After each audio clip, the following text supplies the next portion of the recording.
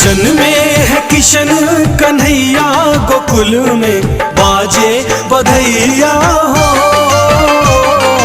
जन्मे है कृष्ण कन्हैया गोकुल में बाजे बधैया हो। बाज बधैया हो बाजे बधैया, बाजे बधैया हो बाजे बधैया। देवकी के जन्मे कन्हैया गोकुल में बाजे बधैया